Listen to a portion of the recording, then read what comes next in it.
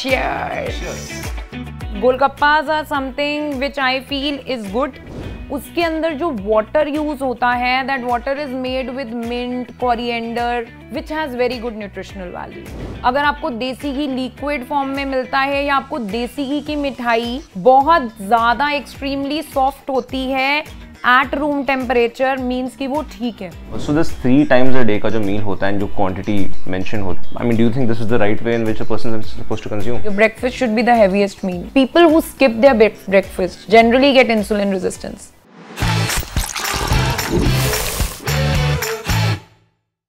स्वागत है आप सबका है हेल्दी के इस शो में और हमारे साथ जुड़ी हैं डाइटिशियन दिव्या गांधी. बाहर भी इंसान अगर स्ट्रीट फूड खाने जा रहा है या फिर अगर कोई शादी में जा रहा है या कोई ओकेजन में जा रहा है तो वो हेल्दीएस्ट ऑप्शन जो है वो कैसे सिलेक्ट करे.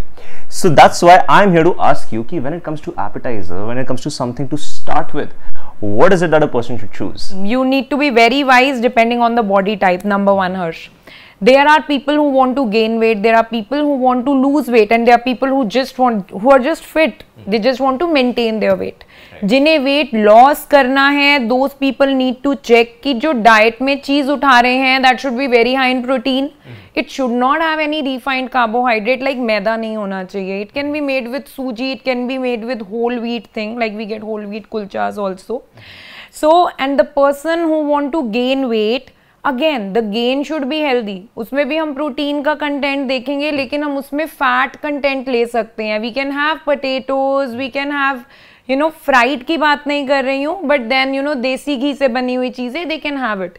And the person who just want to maintain weight, they like if they are going out too frequently, they need to be wise, because weight से ज़्यादा हमें हेल्थ देखनी है कि आप अगर फिट हैं, ये नहीं है कि आपके जो वाइटल्स हैं वो भी बिल्कुल ठीक होंगे. आपका कोलेस्ट्रॉल नहीं बढ़ना चाहिए, आपका शुगर नहीं बढ़ना चाहिए. तो कोई भी रिफाइंड कार्बोहाइड्रेट, शुगरी चीज़ या बहुत ज़्यादा फ्राइड चीज़ आपको अवॉइड करनी चाहिए. देसी प्योर देसी घी आखिर में है क्या? Because a lot of people say that आजकल क्योंकि काफी एडल्टरेटेड प्रोडक्ट्स आते हैं मार्केट में, so how does a person choose कि ये मिठाई जो है वो प्योर देसी घी की बनी है? 100% तो कोई भी नहीं बता सकता, बट हाँ, देसी घी जनरली फ्रीज हो जाता है एट रूम टेम्परेचर. अगर आपको देसी घी लिक्विड फॉर्म में मिलता है या आपको देसी घी की मिठाई बहुत ज्यादा एक्सट्रीमली सॉफ्ट होती है एट रूम टेम्परेचर, मीन्स कि वो ठीक है. अगर हम मिठाई में देसी घी की बात करते हैं, अगर देसी घी को 70 डिग्री से ऊपर गर्म करते हैं तो वो हमारी बॉडी में ट्राइग्लिसराइड्स बढ़ाता है, be it somebody who is overweight, underweight और at an ideal body weight. अगर देसी घी को रूम टेम्परेचर पे लेते हो या 70 डिग्री से कम पे लेते हो तो वो हमारा गुड कोलेस्ट्रॉल बढ़ाता है. सो गुड कोलेस्ट्रॉल बढ़ना अच्छा होता है. It is good for your heart, it is good for your bones. For example, लोग क्या करते हैं, दाल में तड़का लगा रहे हैं या फॉर दैट मैटर हम चटनी वगैरह बनाते हैं, हम उसके ऊपर देसी घी का अगर तड़का लगा रहे हैं तो इसका मतलब हीट करेंगे उसको 100 डिग्री से ज्यादा. ठीक है, that is the boiling point. अगर हम उसको ऊपर से, जैसे गरम दाल के ऊपर देसी घी डाल के खा रहे हैं, so that is something which is going to help you with your bones, with your cholesterol level. It is going to make you healthy. जो हम मिठाइयाँ देसी घी की खाते हैं, एज पर मी, वो हमें बहुत ज़्यादा कंज्यूम नहीं करनी चाहिए अगर हमने देसी घी को हीट करके बनाया है.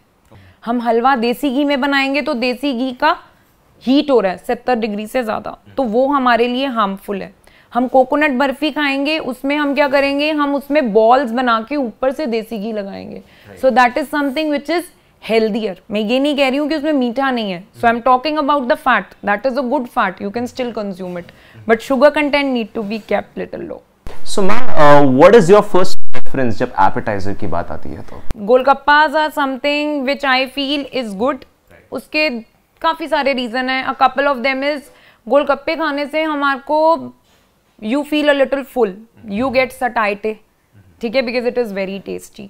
अपार्ट फ्रॉम इट, जो गोलगप्पे होते हैं, दो दे आर फ्राइड, आप उसको 2 या 3 से ज्यादा नहीं खाओगे, because it is an appetizer, it's not a meal. तो आप 2 या 3 खाओगे.